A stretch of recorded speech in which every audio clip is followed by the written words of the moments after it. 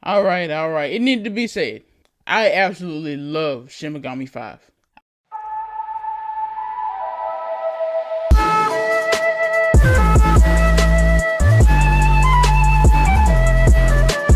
これがレクイエム。Alright, so let me talk about a couple things first.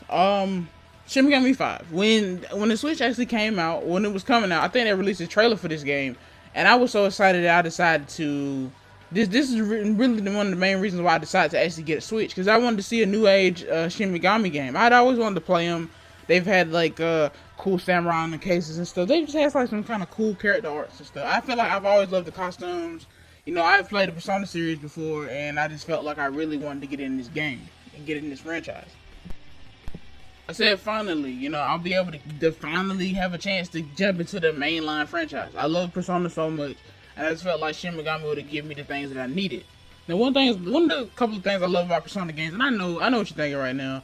I'm not gonna keep bringing up Persona. I just want to talk about it just for a quick second to talk about this series and how amazing it is. Now, the reason why I felt like Shin Megami might have been a really good series is because the one thing I really loved about the Persona series is that how dark it could get. You know, you had Persona 4, you had a lot of fun and friends and stuff, but at the same time, you had like moments when it was really, really lighthearted and fun and just entertaining as always. Now, with the Shin Megami franchise, I had heard that they are actually way darker. And playing this game, I finally understood what they mean by way darker. It's just a completely different atmosphere. Yes, a lot of people like to compare them, like I kind of just did, but I don't really want to focus on that aspect of how Persona fans could love this game. Honestly, I'm a Persona fan. I've been a Persona fan from the start, and I absolutely love this game. Might be, I haven't completed it yet, so I'm gonna see where it goes as far as like towards the end before I decide whether I'm gonna put it over Persona 5 or not. But it is actually one of my favorite RPG games of all time.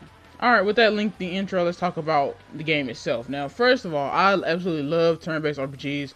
It's my favorite type of RPG. I like being able to strategize and kind of looking at what my opponent's going to do next, or think about what my opponent's going to do next, try to, you know, chain up combos to kind of balance out strengths and weaknesses. I love like the strategy behind turn-based RPGs. I love it. The thing about this game though, and we're going to kind of cut my rules in half a little bit because I did say we're going to talk about this game, but let me jump back just real quick. I did not like the remaster they did. The one that they came out for Switch, I think it was Nocturne. I actually did not like it.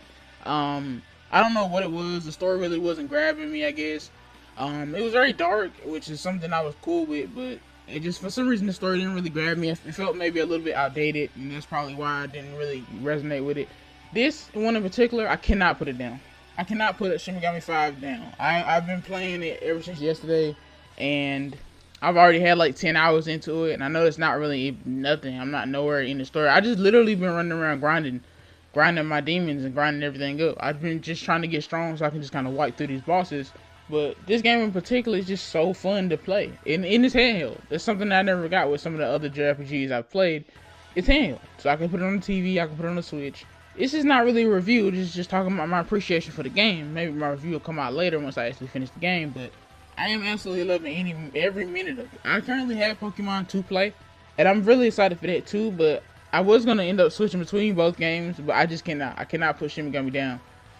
The story has really kind of hooked me, honestly. It's not really the deepest right now as far as like the deepest plot. I feel like it's not the best plot right now. I really haven't gotten much into the plot. It's just the gameplay, the mechanics, the world.